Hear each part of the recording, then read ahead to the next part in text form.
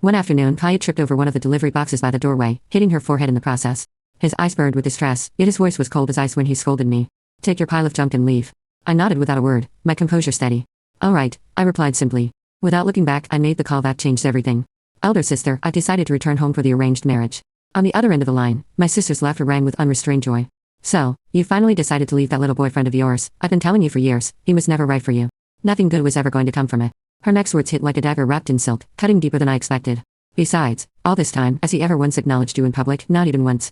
Her voice was light, but her words felt like quiet needles piercing through my chest. The truth she so easily spoke had always been there, painfully clear to everyone else. And yet, I had been the only one blind to it. I drew a deep breath, forcing a smile that barely reached my eyes. Sis, aren't you heading to Riverdale City for your business trip in 7 days? I'll come back then. Arrange for me to meet him. The call ended, and before I could gather my thoughts, a quiet presence emerged behind me. Kale stepped into view, his movements unhurried as he reached for a ceramic cup from the cabinet. He raised an eyebrow, his voice casual but probing. Oh, are you meeting? What kind of person?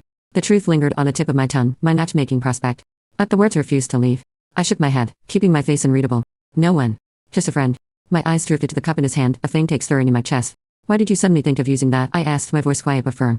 The cup he held wasn't just any cup, it was part of a pair of Disney couple months I gifted him long ago for Valentine's Day. Back then, he claimed to adore them, yet they'd been left untouched, hidden away in the cabinet. I had once asked him why he never used those mugs. He laughed softly, wrapping me in his arms from behind. You silly girl, he teased. We're saving these for when we get married. At that moment, my heart felt trapped in the sweetness of honey. I thought he was dreaming of a future with me, a future where we'd stand side by side as husband and wife. But later, an accidental glance at Kaya's social media shattered that illusion. It was there I discovered the truth, the one who adored Disney ceramic cups was Kaya.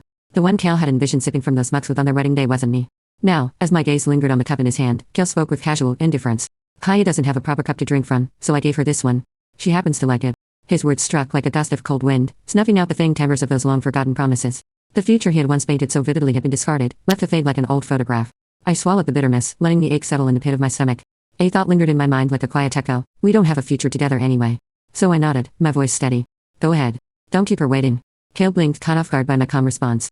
A flicker of surprise crossed his face before he stepped closer, ruffling my hair with an unfamiliar gentleness. Wait for me to come back, he murmured softly. That evening as I sat in the study drafting my resignation letter, the door creaked open without warning. Kale walked in alone, shedding his coat as if discarding the day's burdens. He closed the distance between us and wrapped me in his arms. Skylar, he said quietly. I stiffened, instinctively shutting my laptop and stepping back to create space between us. Where's Kaya? He sighed, weariness etched into his face. Kaya was hospitalized today. The doctors want to keep her under observation. His expression was a portrait of exhaustion, a man utterly drained by worry. It was clear where his heart lay from the moment Kaya returned. She had been his priority. The call she made as soon as she landed had tethered him to her side.